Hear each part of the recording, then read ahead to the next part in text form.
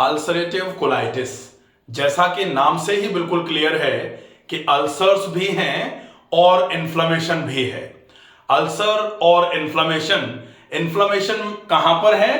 Colitis का मतलब होता है कोलोन में आइटिस। तो हम देखें, ये अगर हमने जैसे पूरा का पूरा डाइजेस्टिव ट्रैक्ट बनाया, तो डाइजेस्टिव ट्रैक्ट में जो बड़ी आंत होती है जिसको कोलोन बोला जाता है, इस कोलोन के कौन से वाले पार्ट में अपने ये जब होती है इन्फ्लेमेशन, तब हम बोलते हैं इसको कोलाइटिस।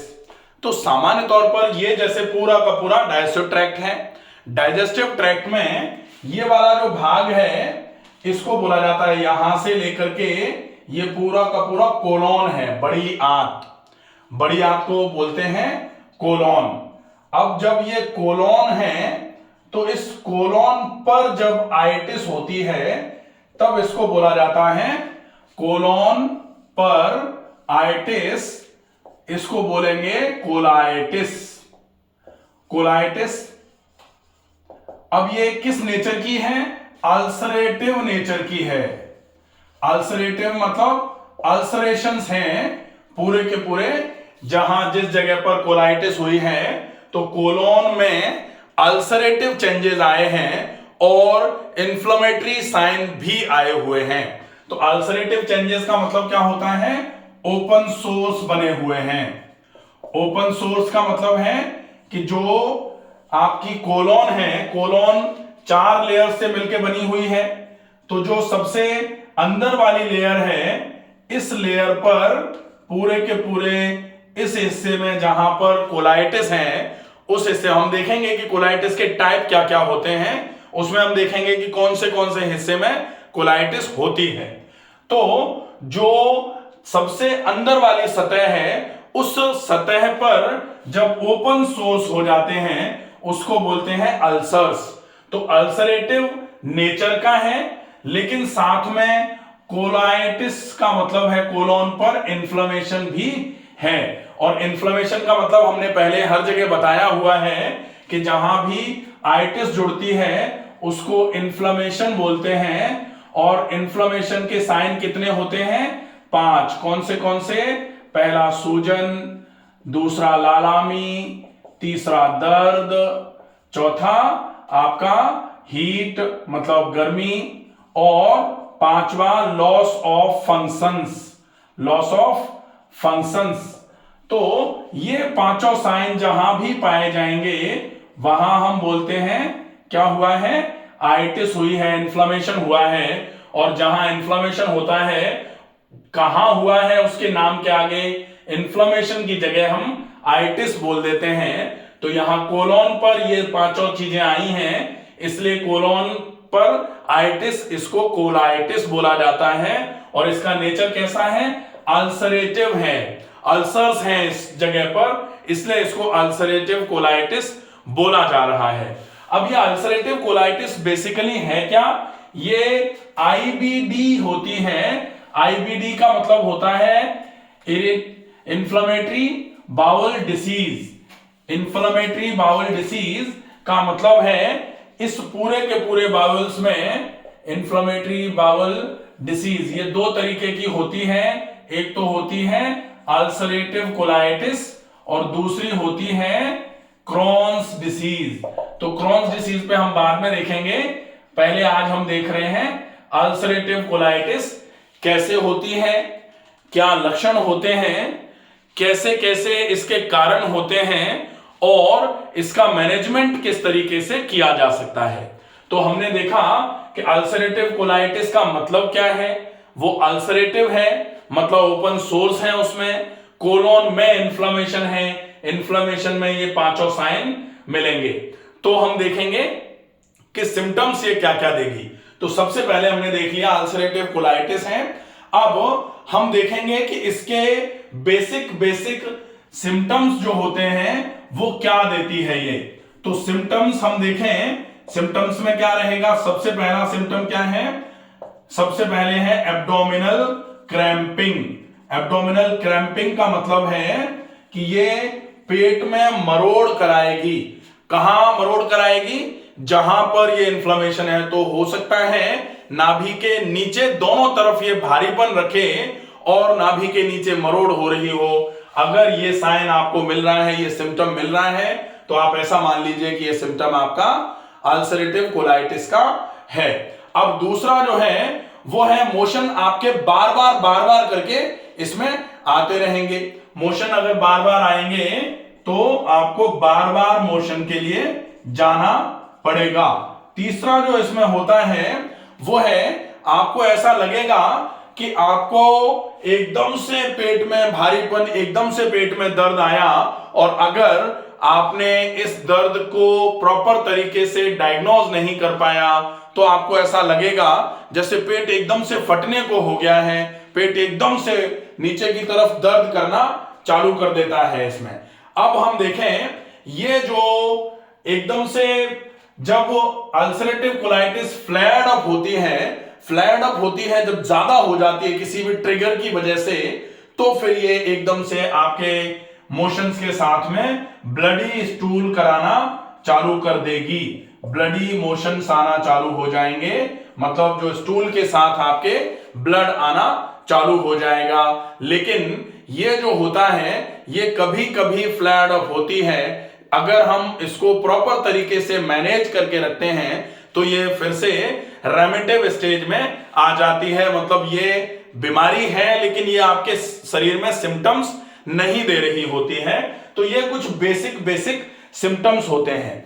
अब हम देखेंगे कि इसके टाइप्स क्या होते हैं, ये कहां कहां कोलोन में सामान्य तौर पर पाई जाती है। तो सबसे पहला जो इसकी शुरुआत होती है वो होती है आपके रेक्टम से।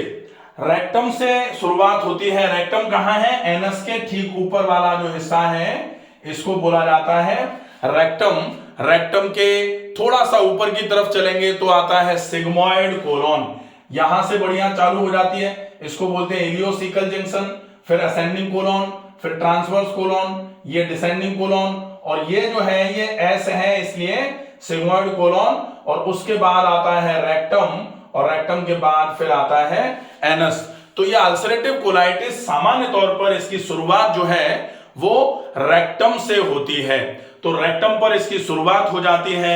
इसके बाद अगर ये बढ़ती है तो इस तरीके से ये सिग्मोइड कोलोन पर बढ़ती है। तो इसको सबसे पहले तो टाइप्स में बोला जाएगा रेक्टल कोलाइटिस। रेक्टल कोलाइटिस बोल दिया गया क्योंकि कोलोन के किस हिस्से में है?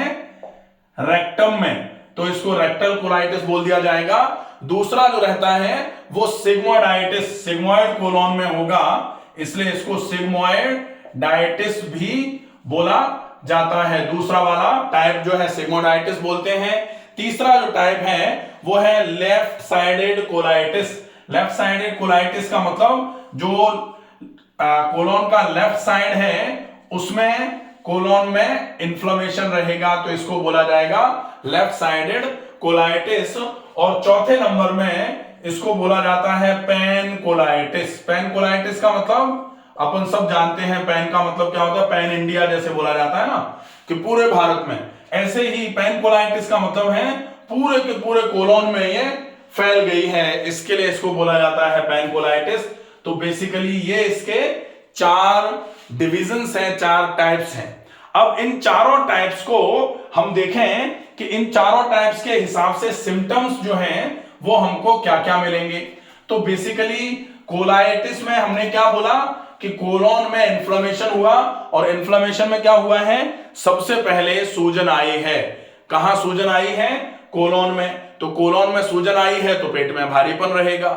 दूसरा लालामी है। लालामी है इसका मतलब जब वो कोलोनोस्कोप जाएगा तो वो देखेगा कि हाइपरीमिक चेंजेस आए हुए हैं, जहां पर कोलोनोस्कोप में कोलाइटिस कंफर्म करी जाएगी। इसके अलावा दर्द रहेगा और हीट रहेगी, तो पेट में गर्मी रहेगी, एनस पर एकदम से बर्निंग सेंसेशन रहेगा, और जो दर्द है वो आपके पेट में बना रहेगा। साथ में लॉस ऑफ फंक्शन जो होता है, तो बड़ी आंत के जितने भी फंक्शन हैं वो डिस्टर्ब्ड हो जाएंगे। बड़ी आंत का फंक्शन क्या होता है? जो भी खाना छोटी आंत से बड़ी आंत में जाए, उसमें से पानी पानी ज्यादा से ज्यादा मात्रा में खींच लिया जाए और केवल उतना पानी आंतों पर छोड़ा जाए जिससे स्टूल इजीली निकल जाए। तो इस केस में क्या होता है कि आपको हो सकता है बार बार करके मोशन आ रहे हैं, आंतों में से जितना पानी खींच लेना चाहिए था, पानी का रीअब्जॉर्प्शन जितना होना चाहिए था उतना होना बंद हो जाता है। और इसके अलावा जो कोलोन का एक और काम है कि वो पूरे तरीके से एक्सक्रीटा जो कोलोन में आता है उसको बाहर फेंकने का काम करता है, यहां वो भी बिगड़ जाता है। तो ये बेसिक जो लक्षण हैं, सिम्टम्स हैं, ये इस कोलाइटिस के साथ में हमको देखने को मिलते हैं। अब हम देखेंगे कि ये जो डायरिया आता है, कि सिम्टम्स में जो डायरिया आया, डायरिया का मतलब है मोशन हो रहे हैं। तो ये मोशन दो तरीके के हो सकते हैं, एक तो हो सकता है कि मोशन के साथ ब्लड आए और ये हो सकता है कि मोशन के साथ ब्लड नहीं भी आए। तो मतलब ब्लडी स्टूल्स हो सकते हैं और नॉन ब्लडी स्टूल्स भी हो सकते हैं। ये दोनों ही टाइप का डायरिया इस अल्सरेटिव कोलाइटिस में देखने को मिल सकता है। अल्सरेटिव कोलाइटिस अगर फ्लेयर्ड अप हो गई है, एकदम से इसमें तेजी आ गई है, ये बिगड़ गई है, तो फिर ये ब्लडी स्टूल करा सकती है। और बाकी ये है कि दिन में 3 से 4 बार आप जा रहे हैं लेकिन ब्लड नहीं आ रहा है और लगातार इस अल्सरेटिव कोलाइटिस के केस में वजन लगातार कम होता चला जाता है, कमजोरी लगातार बनी रहती है, फटीग लगातार आता रहता है, चेहरे पर, त्वचा पर रैसेज आना चालू हो जाते हैं, आंखें कमजोर होना चालू हो जाती हैं और अनीमिक होना चालू हो जाता है इंसान। अगर एकदम से आप चाहें कि मोशन को रोक दिया जाए तो ऐसी कंडीशन में आपको ऐसा लगेगा कि जैसे मोशन आपको आ तो रहा है, लेकिन आप मोशन जब जाएंगे तो आपको मोशन का सेंसेशन आ रहा था, अब मोशन नहीं आया, फिर आप वापस आ गए, फिर आप थोड़ी देर के बाद जाएंगे और फिर जब आप बैठेंगे जाकर के तो फिर से आपको ऐसा लगेगा कि मोशन आना तो है लेकिन आएगा नहीं। इस कंडीशन को बोला जाता है टेनेस्मस।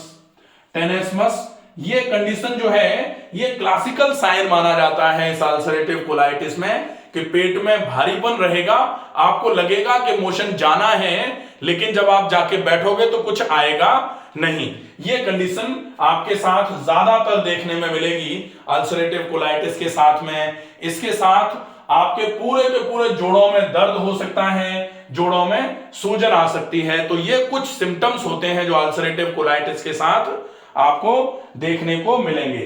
अब हम देखेंगे अल्सरेटिव कोलाइटिस का कारण क्या होता है। तो बेसिकली वैसे तो कारण बोला जाता है अननोन ओरिजिन है, इसका कारण का पता ही नहीं है क्या कारण होता है, लेकिन फिर भी इसको आप बोलते हैं, क्या बोलेंगे इसको बोलते हैं ऑटो इम्यून डिसऑर्डर। तो जहां आपका इम्यून रेस्पॉन्स जो है वो वीक होना चालू हो जाए या फिर इम्यून रेस्पॉन्स ओवर एक्टिव हो जाए। अगर ओवर एक्टिव हो जाएगा इम्यून रेस्पॉन्स तो वही इम्यूनिटी जो आपके शरीर की सुरक्षा करने का काम कर रही थी, अगर वो ओवर एक्टिव हो जाती है तो वही आपके शरीर को नुकसान पहुंचाना चालू कर देती है।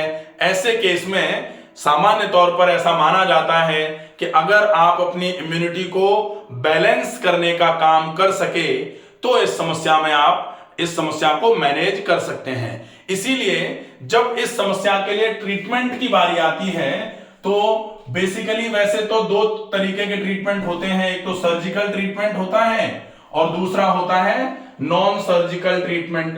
तो सर्जिकल ट्रीटमेंट में तो ऐसा है कि अगर कोलोन में बहुत ही ज्यादा दिक्कत आ जाती है तो कोलोन का वो हिस्सा काट करके निकालना पड़ता है।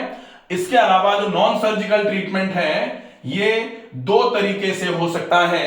एक तो है कि ड्रग इंड्यूस्ड नॉन सर्जिकल, और एक होता है नेचुरल ट्रीटमेंट जिसमें आप अपने रूटीन को बदल सकते हैं, आप अपने डाइट का फॉलो अप कर सकते हैं, आप रेगुलर एक्सरसाइजेस कर सकते हैं, आप स्ट्रेस को मैनेज करके इस समस्या को धीरे धीरे करके ठीक कर सकते हैं।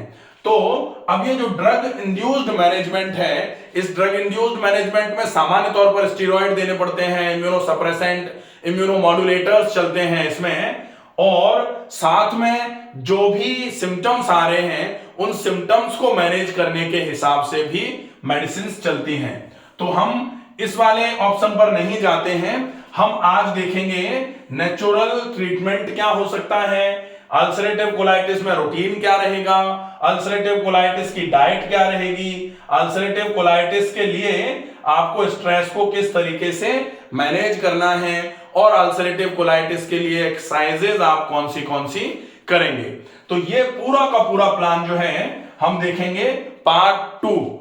चूंकि वीडियोस बड़े हो जाते हैं फिर लोग कहते हैं बहुत लंबा बन रहा है, लेकिन इतना समझाना भी जरूरी था कि एग्जैक्टली अल्सरेटिव कोलाइटिस क्या होती है, इस अल्सरेटिव कोलाइटिस की वजह से आपको नुकसान क्या हो रहा है, और अब आप जब ये समझ गए हैं कि इसके ये लक्षण होते हैं, ऐसे कारण होते हैं, अब हम इसका मैनेजमेंट जो है वो natural management of ulcerative colitis ये हम देखेंगे पार्ट 2 में। इसमें हम डायरेक्टली पूरा का पूरा प्लान नेचुरल मैनेजमेंट किस तरीके से इसका किया जा सकता है पूरा का पूरा वीडियो रखेंगे। आशा है ये पार्ट 1 अल्सरेटिव कोलाइटिस आपको समझ में आया होगा। ज्यादा से ज्यादा लोगों तक इसको फॉरवर्ड करें ताकि ज्यादा से ज्यादा लोग इसको समझ करके अल्सरेटिव कोलाइटिस को मैनेज करने का प्लान कर पाए। स्वस्थ रहिए, सुरक्षित रहिए, धन्यवाद।